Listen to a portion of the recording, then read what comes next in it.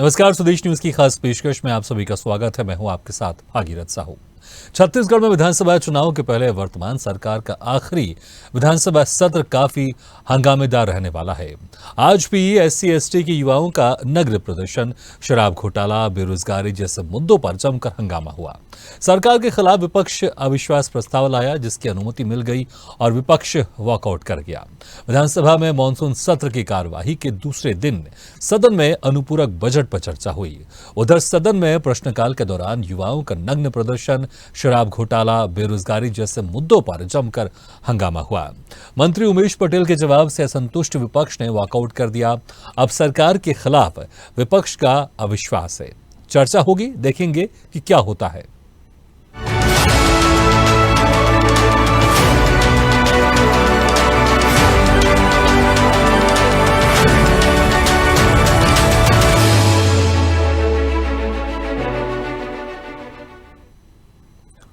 सत्र, सवाल, हंगामा और सियासत। छत्तीसगढ़ का मानसून सत्र गरमाया हुआ है। युवाओं के नग्न प्रदर्शन, शराब घोटाला, बेरोजगारी की गूंज सदन में दूसरे दिन सुनाई दी, तो वहीं शराब से जुड़े मामले सदन में गूंजे। जहरीली शराब पर टैक्स, शराबबंदी जैसे कई सवाल विपक्ष ने किए हैं। इसके अलावा विधानसभा रोड में SC/ST युवाओं के नग्न प्रदर्शन का मामला भी उठा है।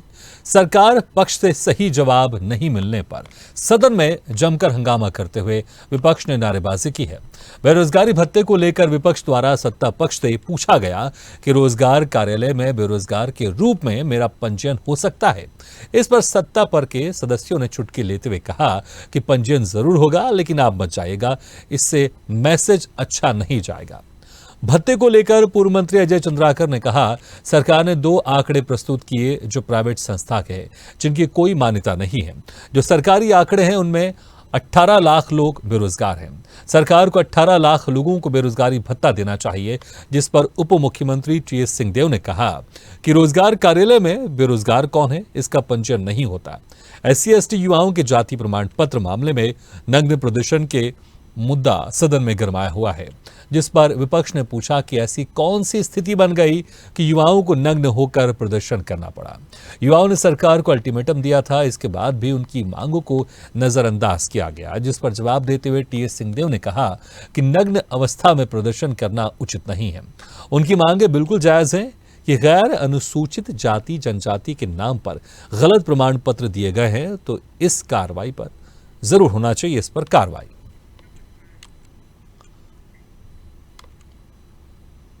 सरकार ने 2 आंकड़े प्रस्तुत किए हैं प्राइवेट संस्था के, जिसकी कोई मान्यता नहीं है, वो सरकार स्वीकार कर चुकी है।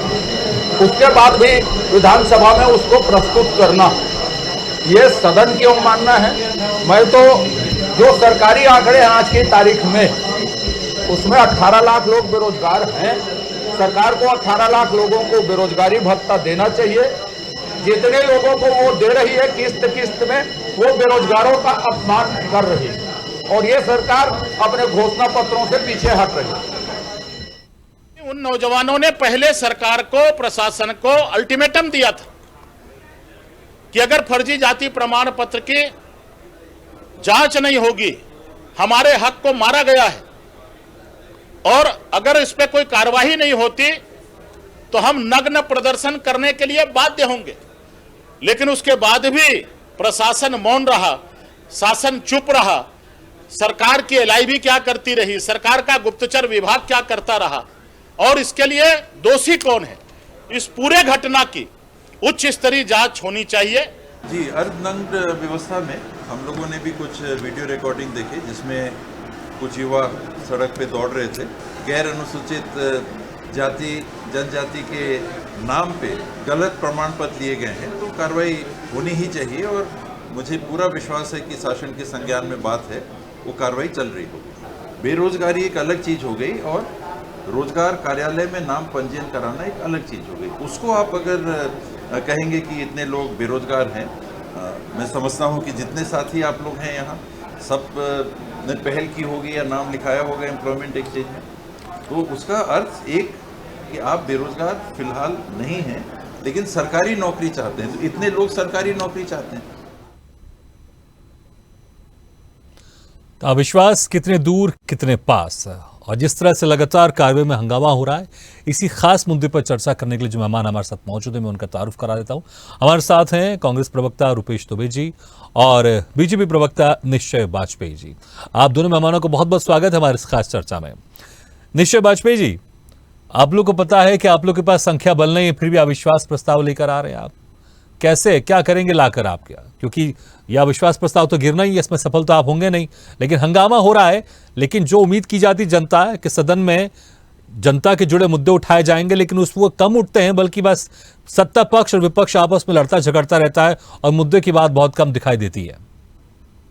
नहीं, अविश्वास प्रस्ताव के सारे बिंदुओं को आप देखेंगे तो केवल जनता के ही मुद्दे हैं। और विषय हमारे छत्तीसगढ़ में तो ऐसा हो गया है कि समाज के हर वर्ग का भरोसा जो है वो वर्तमान भूपेश बघेल की सरकार से उठ गया है, क्योंकि इन्होंने जितने भी वादे किए, जिस भी वर्ग से जो वादे किए, वो वादे इन्होंने पूरे नहीं किए। पूरी 5 साल की सरकार हो गई और कोई काम किया तो केवल घोटाला करने का काम किया। महिलाओं से इन्होंने वादा किया कि हम आपको महतारी योजना के तहत 500 रुपए देंगे, हम शराबबंदी करेंगे, महिला समूहों का कर्जा माफ करेंगे। ऐसे तमाम 2 पेज के इन्होंने वादे किए थे जन घोषणा पत्र में, कोई भी वादा पूरा नहीं किया। इन्होंने बुजुर्गों से वादा किया हम आपको 1000 रुपए पेंशन करेंगे, इन्होंने वादा खिलाफी की। इन्होंने किसानों से वादा किया कि हम आपका जो है सिंचाई का रकबा दुगना कर देंगे, हम किसान पेंशन देंगे। इन्होंने बोला कि हम 2 साल का बोनस दे देंगे और हर गांव में आपको जो है हम फूड प्रोसेसिंग यूनिट लगा के देंगे। ऐसे तमाम 2 पेज के वादे किसानों से किए, एक भी वादा पूरा नहीं किया। इन्होंने युवाओं से कहा कि हम आपको जो है स्कूल और कॉलेज जाने के लिए आवागमन की सुविधाएं मुफ्त देंगे, हम आपको जो है बेरोजगारी भत्ता 10 लाख युवाओं को देंगे 5 साल, जिसका आंकड़ा होता है 28,000 करोड़ रुपए। 2 महीने पहले 1 लाख युवाओं को इन्होंने बेरोजगारी भत्ता देना शुरू किया, केवल दिखावे के लिए युवाओं को धोखा देने का काम किया। पीएससी घोटाले के माध्यम से उनकी नौकरियां बेच खाई ये लोग। इन्होंने कर्मचारियों से तमाम वादे किए थे कि हम क्रमोन्नति करेंगे, हम आपको 7वें वित्त आयोग के 7वें वेतन सिफारिश के हिसाब से आपको पैसे देंगे।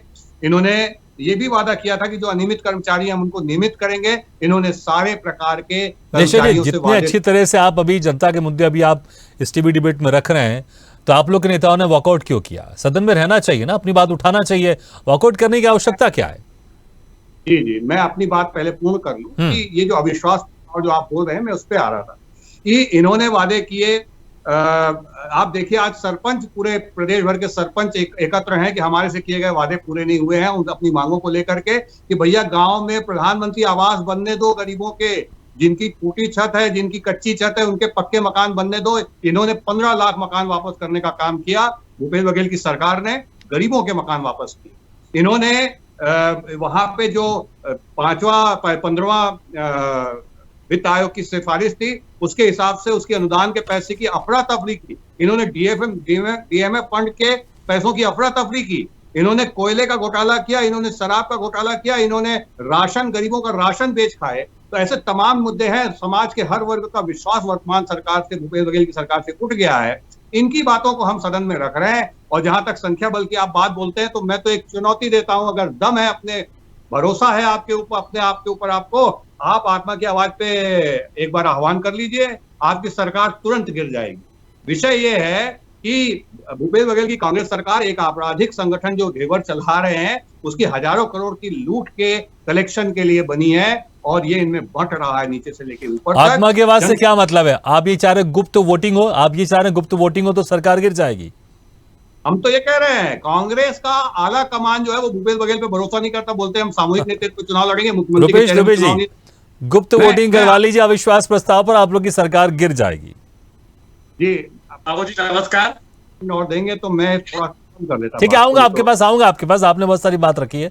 रुपेश दुबे जी को कुछ कहने देते हैं। रुपेश दुबे जी। बाबू जी नमस्कार। जी नमस्ते। जिस प्रकार से 2018 में भाजपा ने छत्तीसगढ़ की जनता का विश्वास खो दिया है और छत्तीसगढ़ की जनता भाजपा पे अविश्वास कर रही है, वो मात्र 13 लोगों की संख्या बल पे अविश्वास प्रस्ताव ला करके सदन में जनहित की बातों से ध्यान भटका करके सिर्फ हंगामा करने का प्रयास करते हैं। देखिए, सदन में आदिवासियों के आरक्षण बिल भी पास हुआ था और आज भी राजभवन में वह बिल लटका हुआ है। सदन में भाजपा के विधायकों ने सहमति दी, उसके बाद आज तक उस पर कोई कार्रवाई या कोई मांग राजभवन में जाकर के नहीं किया जाना, ये सबसे दुर्भाग्यजनक पहलू है छत्तीसगढ़ में भाजपा के लिए। और ये नग्न प्रदर्शन वाली बात करते हैं, देखिए लोकतांत्रिक व्यवस्था में हर आदमी को अपनी बातें रखने की, अपने मांगे रखने की व्यक्ति संस्था को अधिकार है, लेकिन जिस प्रकार से प्रदर्शन हुआ और उस प्रदर्शन के बाद राजभवन में जाकर के ज्ञापन देना, ये भाजपा की ऊंची राजनीति का परिचायक है। 15 वर्षीय भाजपा सरकार और 8-9 वर्ष से केंद्र में बैठी भाजपा सरकार, जनता से कितने वादे पूरे किए, महंगाई हम 100 दिन में कम कर देंगे, हम 2 करोड़ लोगों को रोजगार देंगे, 15 लाख रुपए खाते में आएंगे, ये सेंट्रल की बात थी। उसके बाद आज तक छत्तीसगढ़ की भाजपा इस मामलों में मांग तक करने की स्थिति में नहीं है। और ऐसी दशा में भाजपा चूंकि छत्तीसगढ़ में मुद्दों के दिवालियापन की कगार पर है, हम बार बार कह रहे हैं, युवाओं के लिए काम कर रहे हैं, छत्तीसगढ़ में ग्रामीण अर्थव्यवस्था के लिए काम कर रहे हैं, उसके बाद भी ये मात्र थोथी आरोप लगा करके जो काम करते हैं, शराब घोटाला की बात करते हैं। शराब घोटाला के मामले में माननीय सुप्रीम कोर्ट ने स्टे दे दिया है जांच पर, ईडी की कार्रवाई पर। इससे साबित होता है कि किस प्रकार से इन्होंने संवैधानिक संस्थाओं का दुरुपयोग कर रहे हैं और राज्य सरकार को अस्थिर करने का प्रयास कर रहे हैं। लेकिन छत्तीसगढ़ में भूपेश बघेल जी के नेतृत्व में कांग्रेस की जनहितैषी सरकार है, वो आम जनता के हितों की पूरी रक्षा कर रही है। और निश्चित रूप से जो काम हम कर रहे हैं धर्म, संस्कृति और अंतिम व्यक्तित्व को लाभ पहुंचाने का, वो छत्तीसगढ़ में धरातल पे दिख रहा है। भाजपा कहीं नहीं है और अविश्वास। लेकिन रुपेश दुबे जी, अपनी जगह विधानसभा इसलिए रहती है ना, ठीक है, अगर आप लोग को लग रहा है आपने बहुत अच्छा काम किया है तो विधानसभा में आप अपनी काम की आप जानकारी दीजिए, जो विपक्ष आप लोग के सवाल कर रहा है उसका जवाब दीजिए। लेकिन अक्सर ऐसा होता हुआ दिखाई देता नहीं है। अभी भी यहीं पर हो रहा है, बस हंगामा हो रहा है विधानसभा में, लेकिन जो एक प्रोसेस होता है, एक जो कार्रवाई होती है, उस कार्रवाई के तहत विधानसभा में कभी कार्रवाई नहीं होती। ये आखिरी सत्र है अगर इस आप लोग की सरकार की कार्यकाल का, तो आप लोग के पास भी अच्छा मौका है, आप अपने उपलब्धियों को गिनाइए, विपक्ष जो सवाल पूछ रहा है आप उसका जवाब दीजिए। साहू जी, माननीय अजय चंद्राकर जी का यह कहना कि क्या मेरा बेरोजगारी भत्ता में पोर्टल में मेरा पंजीयन हो जाएगा, ये सबसे हास्यास्पद और एक अतारांकित रूप से प्रश्न किए जाना प्रश्न है ये। यदि बेरोजगारी भत्ता का जो पोर्टल खुला है और उसमें माननीय मंत्री जी जवाब दे रहे हैं कि 1,72,553 लोगों ने पंजीयन कराया है और उसमें से 1,14,764 लोग पात्र हैं, मात्र 33,559 लोग अपात्र हैं। ऐसी स्थिति में जो पात्र हैं उनको पात्रता के अनुसार बेरोजगारी भत्ता देने का संकल्प छत्तीसगढ़ सरकार ने जो 1 अप्रैल से लिया है वो धरातल पर लागू है और सीधे उनके खातों में जा रहा है। इसी प्रकार ST/SC के जो जांच की बातें की जा रही हैं, ये 15 वर्षीय कार्यकाल में यदि जांच करा देते तो हमारे जिनके हितों पर कुठाराघात करते हुए जो अपात्र लोग हैं वो नौकरी कर रहे हैं, उससे भी छत्तीसगढ़ में अराजकता नहीं फैलती और इस प्रकार की स्थिति निर्मित नहीं होती। ठीक है निश्चय जी, अगर सरकार के लिए 1.25 लाख के आसपास बेरोजगार लोग का उसमें पंजीयन है तो फिर आप 18 लाख लोगों का आंकड़ा कहां से लेकर आ रहे हैं आप? भैया ये पूछा गया कि कितने बेरोजगार जो है रोजगार कार्यालय में पंजीकृत हैं, तो राज्य सरकार, माननीय भूपेश बघेल जी की राज्य सरकार ने विधानसभा के पटल पे एक आंकड़ा रखा कि 18,79,126 लोग पंजीकृत। अब ये जो विषय आया कि आप जब बेरोजगारी भत्ता देंगे तो आप परिभाषाएं कर रहे हैं, तो क्या रोजगार कार्यालय में, अच्छा ये TS सिंहदेव जी का मैं सुन रहा था कि शासकीय सेवा में जिन चाहते हैं उनकी सूची है या उनके नाम पंजीकृत किए जाते हैं, तो इन्होंने तो मात्र 30,000 लोगों को नौकरी दी, तो 18,79,126 लोगों का नाम क्या केवल विज्ञापन के लिए लिख के रख रहे हैं? तो बंद कर दीजिए फिर कार्यालय। रोजगार कार्यालय हमेशा से बेरोजगार युवाओं को समुचित रोजगार दिलाने के लिए रहा है और इन्होंने तो आप कह रहे हैं सरकार सदन में, विधानसभा में झूठे आंकड़े पेश कर रही है? हाँ कर रही है। ये तो भूपेश बघेल की सरकार जो है आंकड़े सही दे रही है, लेकिन यहाँ पे उनके पास अब जवाब नहीं रही है। ये है कि इन्होंने ये भी बताया कि हमने इतने लोगों को प्राइवेट स्वरोजगार के लिए प्रेरित किया और इतने लोगों को हमने शासकीय सेवा में नौकरी दी और उसमें से बाकी सारे उनको बेरोजगारी भत्ता देना था। इन्होंने वादा किया था ये पहले महीने से बेरोजगारी भत्ता मिलना चाहिए था। ऐसे 18 लाख युवाओं का तो 28,000 करोड़ रुपए हो जाता है भैया। 10 लाख का तो इन्होंने वादा किया था 10 लाख को हम देंगे, दूसरी बात, ये जो बात कर रहे थे हमारे भाई साहब कि आदिवासी आरक्षण, भारतीय जनता पार्टी के सरकार में आदिवासियों भाइयों को पूरा आरक्षण मिलता रहा 32%। कांग्रेस की सरकार में इसको बड़े साजिश पूर्वक तरीके से माननीय भूपेश बघेल जी के एक खेल के तहत आदिवासी आरक्षण खत्म किया गया है। इनके वकील खड़े नहीं हुए वहां पे, इनके वकील केवल नान घोटाला और घोटालेबाजों के लिए खड़े होते हैं, लाख 2-2 लाख रुपए वाले। और अभी जो ये बात कर रहे हैं कि ईडी की कार्रवाई पे माननीय सुप्रीम कोर्ट ने रोक लगाई है, वो यश टुटेजा की याचिका पे लगाई है, जो स्वयं आरोपी हैं। और आरोपी की बात ये कर रहे हैं कि आरोपी को राहत मिल गई, उसमें तकनीकी कारण से उनको एक काम करने कहा गया कि आप जो जिस न्यायालय ने इसका जुरिस्डिक्शन के कारण से आपको मानने से इनकार कर रहे हैं आप। इतनी सी बात है, वो थोड़े दिन की बात है। दूसरी बात, अजय चंद्राकर जी जो बोल रहे थे क्या मेरा पंजीयन हो सकता है, उनका कहना यह था कि बेरोजगारों का पंजीयन ही होता है रोजगार कार्यालय में, हर व्यक्ति का नहीं होता। इस बात को इंगित करने के लिए उन्होंने बोला पात्र कौन है, कौन आदमी वहां पे रजिस्ट्रेशन कराता है। तो ये तो सब जानते हैं कि इन्होंने केवल अपने वादों की खिलाफी की है, इन्होंने काम नहीं किया। सड़कों की स्थिति ये है हमारे गांव में कि गड्ढों में पूरी तब्दील हो गई है। विद्यालय के जो भवन है वो पूरी तरीके से रख रखाव की कमी के कारण से शीर्ण ढीर्ण हो गए हैं। स्कूल में मास्टर नहीं है, अस्पताल में डॉक्टर नहीं है, ये सच्चाई है। 1900 विद्यालय ऐसे जहां मात्र शासकीय विद्यालय जहां मात्र एक शिक्षक है, और 5000 से अधिक ऐसे विद्यालय जहां 2 से 3 शिक्षक मिलते हैं। ये छत्तीसगढ़ की स्थिति कर दी है भूपेश बघेल की सरकार ने। लेकिन जिस आरक्षण को आप कम करने की बात कर रहे हैं, उस आरक्षण को तो विधानसभा से पास हुए कई महीने हो चुके हैं, लेकिन आपके जो राज्यपाल हैं छत्तीसगढ़ के, मैं आपके नहीं बोलूंगा, आप जो राज्यपाल छत्तीसगढ़ के, ऐसा लग रहा है कि आपके दबाव में साइन ही नहीं कर रहे हैं वो। भगीरथ जी, एक चीज को समझिए, इसमें ये विषय ऐसा आया कि संवैधानिक सीमा है 50% की, उसको लेकर के बहुत सारी बातें हुई। तो माननीय राज्यपाल जी ने ये जानना चाहा कि आपने जो जिस कारण से आपका न्यायालय में उड़ गया आरक्षण का बिल पिछला, या आपका जो आरक्षण उड़ गया, आपने उससे और ज्यादा बढ़ा दिया आरक्षण, तो आपने जो प्रक्रिया का पालन किया है कि नहीं किया, ये कोई दस्तावेज ही नहीं दे पाए, ये कोई जानकारी नहीं दे पाए। इन्होंने कोई ऐसी जांच नहीं की है, ऐसा कोई विशेष कारण नहीं है जिस कारण से आप आरक्षण की सीमा को पार कर सकें। माननीय उच्चतम न्यायालय के डायरेक्शन से। तो आपको नहीं लगता कि विपक्ष को इस मामले में विधानसभा में अपनी बात रखनी चाहिए, ताकि जनता को समझ में आए ना कि क्या सच है क्या गलत है? ऐसा लग रहा है कि बस एक दूसरे पर आरोप लगा रहे हैं, विधानसभा में जो कार्रवाई होनी चाहिए वो कार्रवाई होती नहीं, बस आरोप प्रत्यारोप का दौर चलता रहता है, हंगामे का दौर चलता रहता है। देखिए, हमारे कुछ युवा साथियों ने दुर्भाग्यपूर्ण तरीके से, बहुत दुखद तरीके से कल एक प्रदर्शन किया, नग्न प्रदर्शन किया। क्यों किया होगा? हम ये नहीं कह रहे हैं कि ये प्रदर्शन का तरीका सही गलत है, हम ये कह रहे हैं कि क्यों किया।